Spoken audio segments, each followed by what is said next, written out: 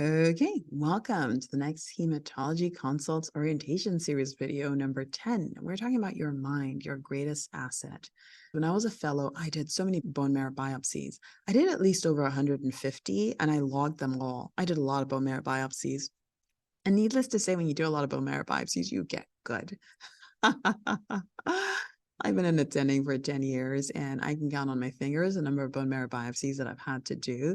And to be honest, in the last 7 years, I've probably done 0 bone marrow biopsies. So then I asked myself, what was the point of those 150 bone marrow biopsies? Why did I do them all?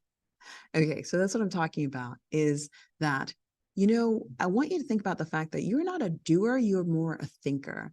And yes, you think to do, and doing is important as well, but your job is more a thinking role. And so anything that really takes you towards being more of a doer and less of a thinker may not be to your strategic advantage. So I want you to think about your mind as your greatest asset because people will call on you to do things that doesn't require your mind, that just requires you to, actually everything requires your mind, but that requires you to mostly focus on doing rather than focusing on thinking. And I want you to resist that as much as possible.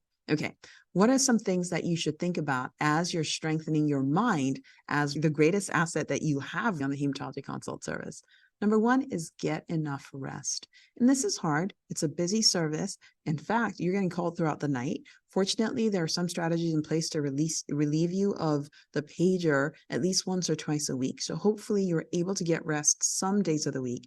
But even when you're not, think about all the other things you do other than the pager interrupting your sleep that may be draining your energy. Are you binge watching Netflix all night? Are you also on call for maybe another hospital? Those kinds of things that could make you really tired. You want to rest and recharge your mind as much as possible. The next thing you want to do is start or end the day with exercise. These are the kinds of things that help to just rejuvenate your mind and give you opportunity to think differently and give you opportunity to really have a mind that's alert to think through some of the difficult thinking questions that the consult service brings you. So it doesn't have to be like a 30-minute session in the gym. It really could just be a simple walk outdoors. But for you to prioritize the day with exercise, whether you're starting the day with exercise or ending the day with exercise, is important because it recharges and it renews your mind, even when you're pretty busy. The next thing you think about is your mindfulness when you go to answer a page. You never know what's behind a page. You never know the person who's calling behind the page. Are they happy? Are they sad? Are they anxious? Are they frustrated? Whatever it is, that energy is about to come at you. So before you pick up the phone, take a deep breath. Okay.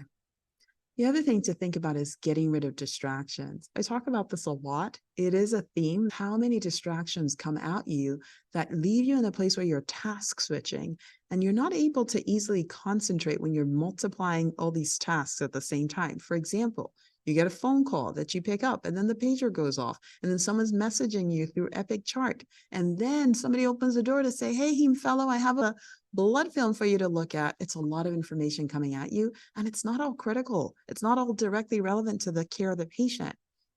And so it's an opportunity when you think about how do you protect your mind from all of these task switching activities that slow you down. So you think you're writing the note at the same time as you're talking on the phone and responding to the page and answering the call at the door, but it's very difficult to do. It slows you down. And so think about how you can minimize that. And then one thing to think about is to schedule a break in the middle of the day. So typically about the lunch hour, but much of the time our lunch hour is taken by a mandatory lecture. And so instead of having lunch, you're watching a lecture, which doesn't really count as taking a break. You may not be looking at the medical record at the time, but you're not really taking a break. So schedule 10 minutes or 15 minutes in the middle of your day where you don't return pages. Each page can wait at least 10 minutes, and probably most can wait 15 minutes or more. But schedule a time where you're like, I don't care what the emergency is. I am not first call. I'm going to take this time. I'm going to do nothing but stare. And it's just an important break in the day. Maybe go outside, go for a walk, but take a break so that your mind is renewed, even though you're continuing to work. The other thing to think about is that at the end of the workday, repeat the process. Spend 10 minutes just reflecting on your day. What was the good thing that you did? What was the amazing, amazing thing that you contributed by just showing up and being the Heme Consults fellow that day? You do great work. And at the end of the workday, It's going to be rare that anybody is going to pat you on the back and say, well done. But you know what? You do need a kudos, and you get a chance to give it to yourself by resting and reflecting and being grateful for the opportunity you have to take care of patients. Okay. So I'm inviting you this week to schedule a 10-minute break in your day, just one, not more than one 10-minute break in your day, and see how it affects the rest of your day. For you to just sit, stare, do nothing. Don't return phone calls. Don't answer pages. Don't return texts.